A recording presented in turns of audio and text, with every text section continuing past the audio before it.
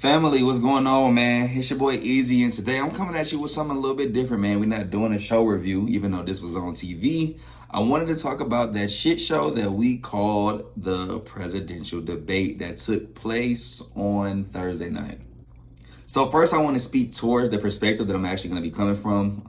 Obviously, I am a black man. I'm college educated, as you guys know, that I have my master's. But with that being said, I am not the most political guy. Like, I don't know the ins and outs like certain people know it. But with that being said, growing up my whole life, I've been in many positions of leadership. And honestly, the qualities of a leader is pretty much the same. It just depends on how big of a group that you're actually leading. But all of the same qualities are necessary in any level of leadership. So first and foremost, I was very nervous coming into this debate.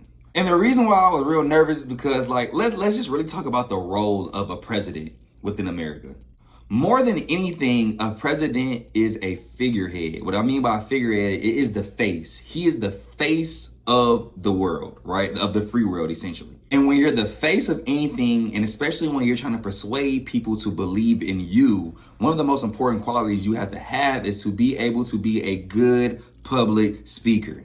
You have to be able to galvanize people in the masses with your words. Your voice has to be powerful. That's one of the things that made Martin Luther King who Martin Luther King was. It was the way he projected his voice. It was the way he spoke, which was also similar to how Tupac projected his voice within his music and why Tupac has the impact that he has. I mean, even still to this day.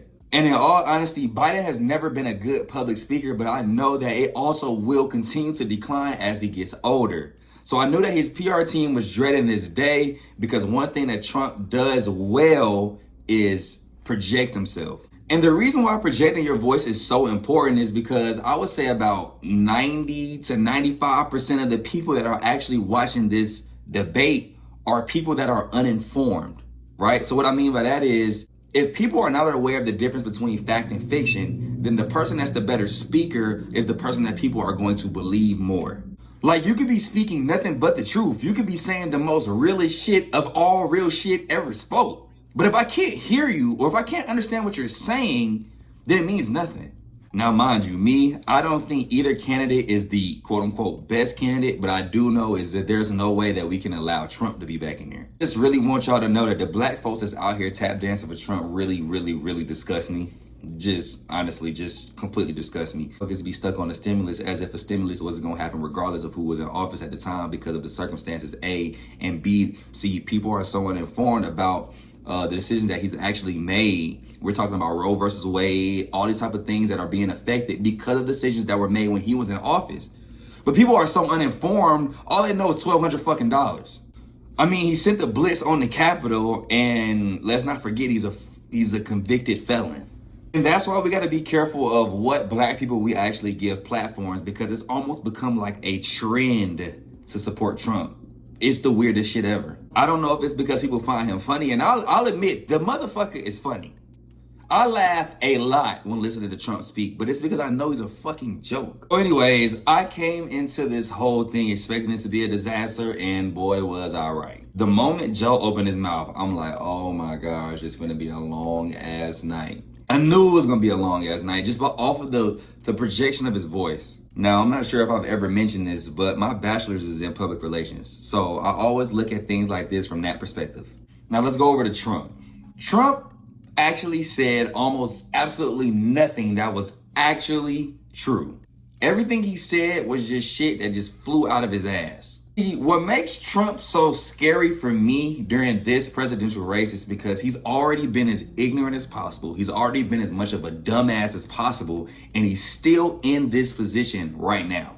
So that tells me that his target audience supports that type of bullshit. They want to hear that type of bullshit because most of his audience are uninformed, poor white people. See, when you're going against someone that can be as ignorant as possible and everything you're doing is going to get judged and you don't have any leeway for that, it's always going to be an uphill battle. So if you're going for a dumbass versus dumbass battle, Trump is going to win every single time because, for one, his audience supports that type of stuff, and two, he's much more clear when he's speaking. So everything he's saying is going to sound like he's towering over Biden. And also, what the hell is a black job?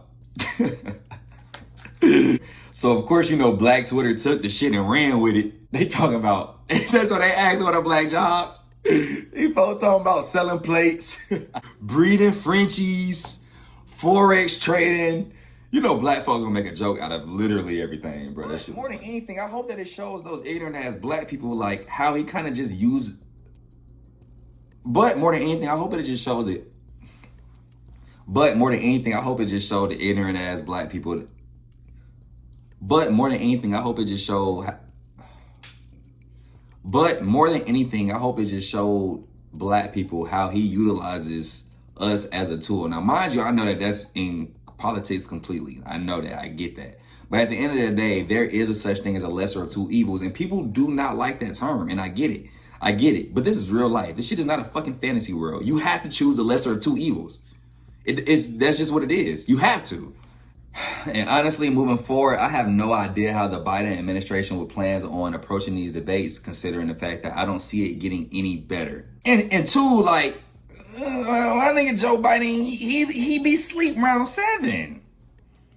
Why is this shit starting at 9 Eastern time, bro? That man is supposed to be sleep. That man like 80 something, man. He supposed to be sleep. Bill Clinton was the president over 30 years ago, and he today is younger than both candidates. To just give you an idea of how old these motherfuckers are. Honestly, that brings up a whole total nother conversation about how old should a president really be? How in tune with the world, with the people are you if you're 80 years old? We all know how stuck in their ways old people are. That shit is not a fucking, that's a real thing. You stop evolving as a person after a certain point, in my opinion. You are who you are at some point. And when you're a person in office, you have to have an ever-changing mind, to me, in my opinion. But yeah, let's get back to what I was saying about the Biden administration. I have no idea how they plan on surviving these next few debates without it plummeting for them. Because any type of shit show is going to work in the favor of Trump every single time. And I do not think that Biden today has the debate combative skills needed in order to counteract the onslaught I'm sure Trump will continue to carry over into his future debates. I'm sure Trump's staff is fully aware how much of an advantage it is towards him when the debates go that way. So I don't see it lighting up. I actually see it becoming even more.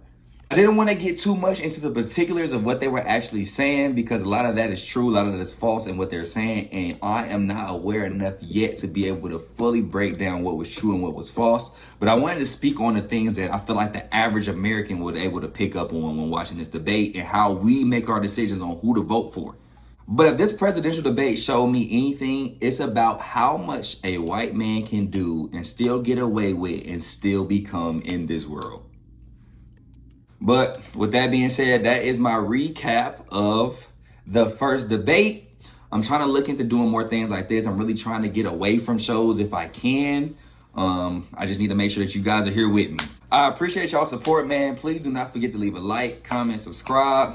And even if you want to, go ahead and follow me on Instagram at Garden of EaZy. I know I done told y'all that a million times. So if you haven't done it by now, I'm sure you're probably just not going to do it. But to the new people that might see this, make that move, man. Y'all have an ever so blessed week. Keep doing what y'all do. I'll see y'all later, man.